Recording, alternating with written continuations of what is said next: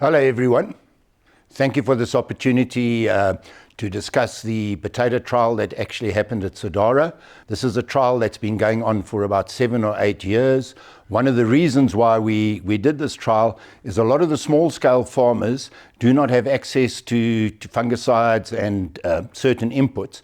And the whole idea behind the Department of Agriculture, KZN, Sodara especially, was to see if we could actually assist in small-scale farmers and cultivar selections. There's been a dry land and an irrigation. The dry land is sprayed, and then the irrigation sprayed and unsprayed. The idea here is basically to see which variety performs the best under dry land, irrigation sprayed and unsprayed. What we've done is we, as the growers of KZN, have supported Sodara College in doing this work.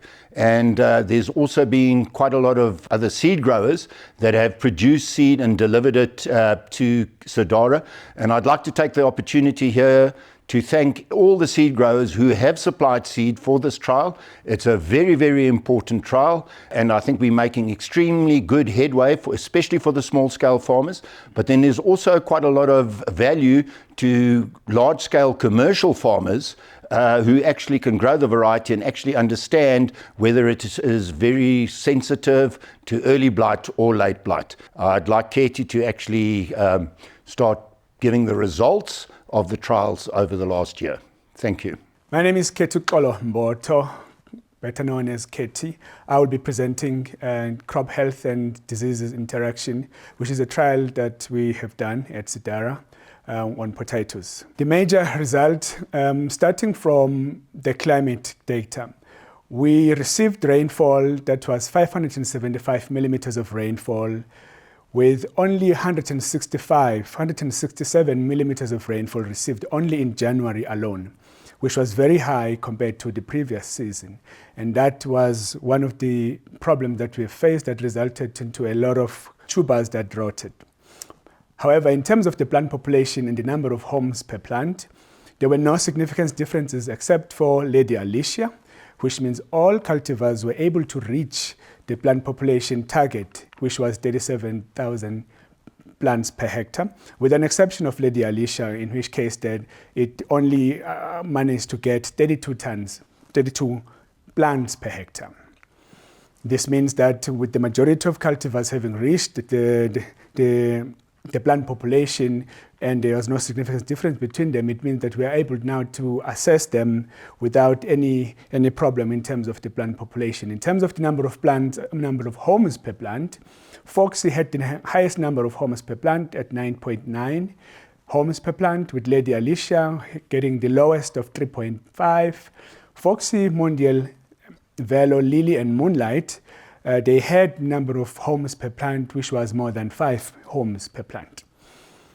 In terms of late blight disease progress, at 83 days after planting, Foxy had 33% disease infection, 11Z55A5 had 34%, and Lily had 43%. And all these cultivars had more than 20% of late blight infection at 83 days after planting. These cultivars, they showed early late blight infection than other cultivars. Foxy, 11Z, and Lily continued to have this high infection that happened early for a duration of up to 104 days after planting. At 97 days after planting, only Marquis at 17% of late blight disease, Palace at 20%, and Velo at 20% late blight infection had less than or equal to 20% late blight infection. These cultivars showed strong tolerance to late blight with less than or equal to 20% infection at 97 days after planting. At 104 days after planting, only Palace, Lanoma, Mondial, Marquis, and Velo, they had infection of late blight that was less than 50%. In terms of the effect of fungicide on the number of days after planting to reach 90% late blight disease severity, fungicides was able to extend the number of days after planting to reach 90% disease infection. Fungicide had no effect, especially on the Moonlight, in terms of the number of days it took to reach 90% disease infection.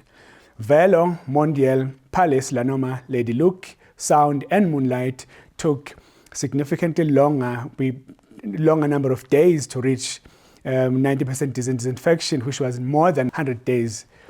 Foxy 11Z5585 had already reached 90% late blight infection by 100 days after planting. High-yielding cultivars, regardless of fungicide treatment, were Moonlight and Noya. High-yielding cultivars only under fungicide treatment were Palace, Lady Luck, Lily, Marquis, Foxy, Lanoma, and Mondial. Low-yielding cultivars, regardless of fungicide, meaning their yield was less than 40 tons per hectare, were Sound, Velo, Lady Alicia, and 11Z5585. Overall, high-yielding cultivars were Palace at 47 tons per hectare, Moonlight at 44, and Noya at 44 tons per hectare. Other cultivars yielded below 40 tons per hectare, with 11Z5585 being the lowest at 23 tons per hectare. In terms of the effect of fungicide on tuber classes, cultivars with more than 20% of large tubers, regardless of fungicide treatment, were Lanoma, Sound, Noya, Marquis, 11Z5585, and Moonlight. These cultivars had significantly more large tubers than small and baby tubers. Palace only had more than 20% large tubers in the fungicide trial, in the fungicide treatment. Cultivars with less than 20% large tubers had a higher percentage of small tubers.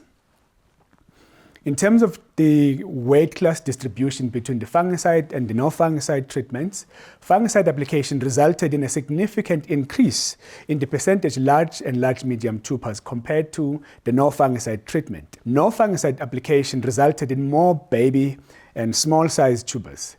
There were no significant differences between the fungicide treatments for the medium-sized tubers.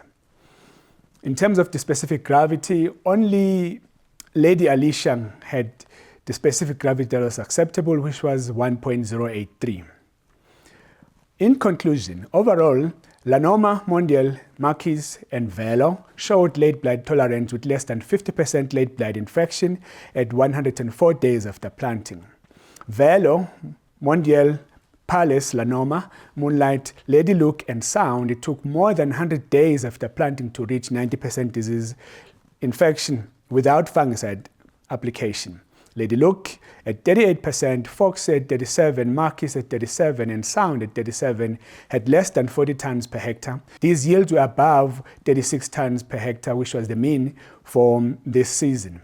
Moonlight at 41% and Noya at 41 tons per hectare were high-yielding cultivars with more than 40 tons per hectare without fungicide application. Palace, on the other hand, even though it yielded less than 40 tons per hectare with no fungicide at 39 tons per hectare, but it had the highest overall yield than all other cultivars at 47 tons per hectare. Lady Alicia yielded very low at 26 tons per hectare, yet was the only cultivar with acceptable specific gravity of 1.08. 11Z5585, Lily, Foxy showed late blight disease susceptibility by taking 85, 90, and 95 days after planting respectively to reach 90% late blight infection without fungicide application. Foxy, 11Z5585, Lily had low yields with no fungicide application. Overall, yields obtained in the 24-25 planting season were lower due to high rainfall that was received throughout the growing season, with a special focus in January where 167 millimeters of rainfall in January was received alone. Consequently, more rotten tubers were harvested. I would like to acknowledge the seed companies that basically donated the seeds for this trial to be successful, and that is First Potato Dynamics, Provision Agri, JWK, HCG, RSA Seeds, and My Team Zamban.